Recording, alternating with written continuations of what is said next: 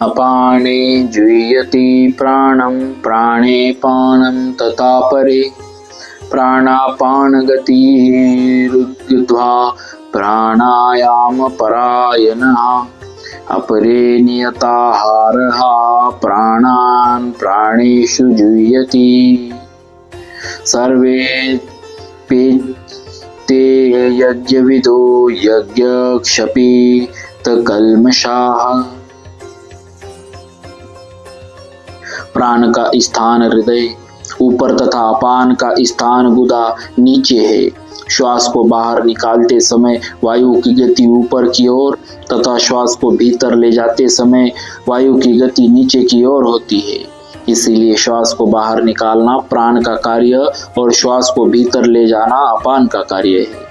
योगी लोग पहले बाहर की वायु को बाई नासिका चंद्र नाड़ी के द्वारा भीतर ले जाते हैं। वह वायु हृदय में स्थित प्राण वायु को साथ लेकर नाभि से होती हुई स्वाभाविक ही अपान में लीन हो जाती है। इसको पूरक कहते हैं। फिर वे प्राण वायु और अपान वायु दोनों की गति रोक देते हैं। न तो श्वास बाहर जाता है और न श्वास भीतर ही आता है।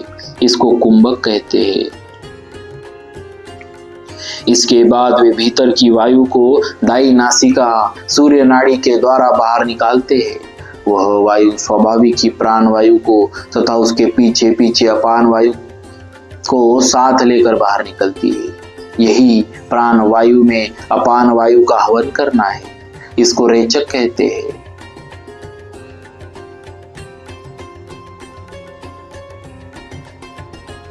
4 भगवान नाम से पूरक, 16 भगवान नाम से कुंभक और 8 भगवान नाम से रेचक किया जाता है। इस प्रकार योगी लोग पहले चंद्र नाड़ी से पूरक, फिर कुंभक और फिर सूर्य नाड़ी से रेचक करते हैं। इसके बाद सूर्य नाड़ी से पूरक, फिर कुंभक और फिर चंद्र नाड़ी से रेचक करते हैं। इस तरह बार बार पूरक कुंभक रेचक करना प्राणायाम रूप यज्ञ है। परमात्मा प्राप्ति के उद्देश्य से निष्काम भाव पूर्वक प्राणायाम के परायण होने से सभी पाप नष्ट हो जाते हैं। अपरे नियताहारः प्राणान् प्राणेषु जुह्यति। नियमित आहार विहार करने वाले साधक ही प्राणों में हवन कर सकते हैं। अधिक या बहुत कम भोजन करने वाला अथवा बिल्कुल भोजन न करने वाला यह प्राणायाम नहीं कर सकते।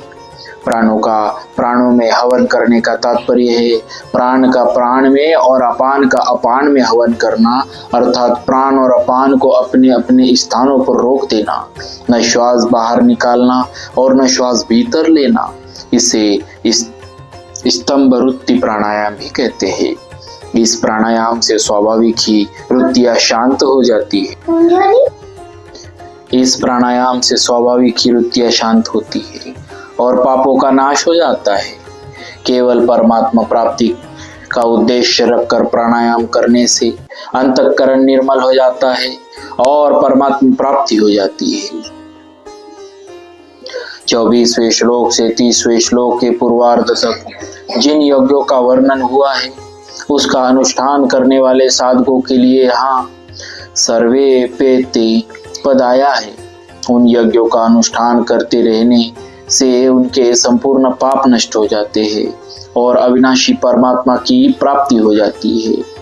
वास्तव में संपूर्ण यज्ञ केवल कर्मों से संबंध विच्छेद करने के लिए ही है। ऐसा जानने वाले ही यज्ञविद अर्थात यज्ञ के तत्व को जानने वाले हैं।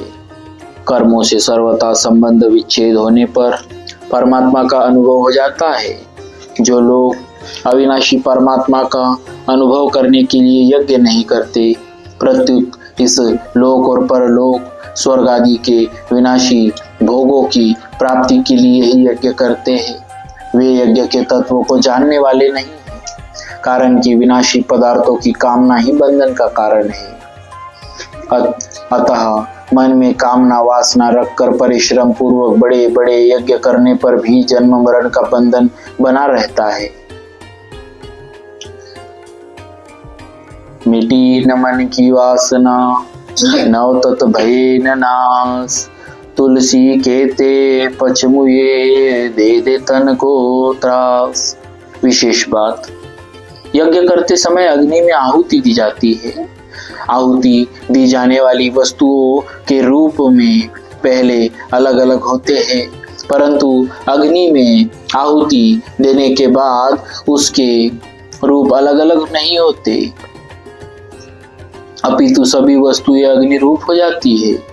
इसी प्रकार परमात्मा प्राप्ति के लिए जिन साधनों का यज्ञ रूप से वर्णन किया गया, उनमें आहुति देने का तात्पर्य यही है कि आहुति दी जाने वाली वस्तुओं की अलग अलग सत्ता रहे ही नहीं, सब स्वाहा हो जाए। जब तक उनकी अलग अलग सत्ता बनी हुई है, तब तक वास्तव में उनकी आहुति ही नहीं गई, अर्थात यज्ञ का अनुष्ठान हुआ ही नहीं। इसी अध्याय के 16वें श्लोक से भगवान कर्मों के तत्व, कर्म में अकर्म का वर्णन कर रहे हैं। कर्मों का तत्व जब तक उनकी अलग सत्ता बनी हुई है, तब तक वास्तव में उनकी आहुति दी ही नहीं गई है, अर्थात यज्ञ का अनुष्ठान हुआ ही नहीं। इसी अध्याय के 16वें श्लोक से भगवान कर्मों के तत्व और कर्म में कर्म का वर्णन कर रहे हैं। कर्मों का तत्व है कर्म करते हुए भी उनसे नहीं बंधना, कर्मों से न बंधने का ही एक साधन है यज्ञ। जैसे अग्नि में डालने पर सब वस्तुएं स्वाहा हो जाती है, ऐसे ही केवल लोकहित के लिए किए जाने वाले सब कर्म स्वाहा हो जाते हैं। निष्काम भाव पूर्वक केवल लोकहितार्थ किए गए साधारण से साधारण कर्म भी परमात्मा की प्राप्ति कराने वाले हो जाते हैं, परंतु सकाम भाव पूर्वक किए गए बड़े से बड़े कर्मों से भी परमात्मा की प्राप्ति नहीं होती, कारण की उत्पत्ति विनाशशील पदार्थों की कामना ही बांधने वाली है।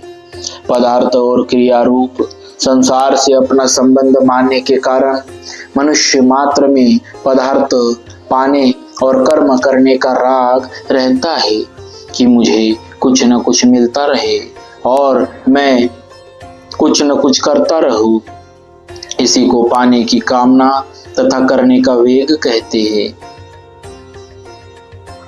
मनुष्य में जो पाने की कामना रहती है, वह वास्तव में अपने अंशी परमात्मा को ही पाने की भूख है, परंतु परमात्मा से विमुख और संसार के सम्मुख होने के कारण मनुष्य इस भूख को सांसारिक पदार्थों से ही मिटाना चाहता है। सांसारिक पदार्थ विनाशी है और जीव अविनाशी है। अविनाशी की भूख विनाशी पदार्थों से मिट ही कैसे सकती है? परंतु जब तक संसार की सम्मुखता रहती है, तब तक पाने की कामना बनी रहती है। जब तक मनुष्य में पाने की कामना रहती है, तब तक उसमें करने का वेग बना रहता है। इस प्रकार जब तक पाने की कामना और करने का वेग बना हुआ है, अर्थात पदार्थ और क्रिया से संबंध बना हुआ है, तब तक जन्म मरण नहीं छूटता। इससे छूटने का उपाय है कुछ भी पाने की कामना न रखकर केवल दूसरों के हित के लिए कर्म करना। इसी को लोक संग्रह, यज्ञार्थ कर्म, लोक हितार्थ कर्म आदि नामों से कहा गया है। केवल दूसरों के हित के लिए कर्म करने से संसार से संबंध छूट जाता है और असंगता आ जाती है। अगर केवल भगवान के लिए कर्म किए जाए तो संसार से संबंध छूटकर असंगता तो आ ही जाती है। इसके साथ एक और विलक्षण बात यह होती है कि भगवान का प्रेम प्राप्त हो जाता है। परिशिष्ट भाव, निस्वार्थ भाव से केवल दूसरों के हित के लिए कर्तव्य कर्म करने का नाम यज्ञ है। यज्ञ से सभी कर्म अकर्म हो जाते हैं, अर्थात बांधने वाले नहीं होते।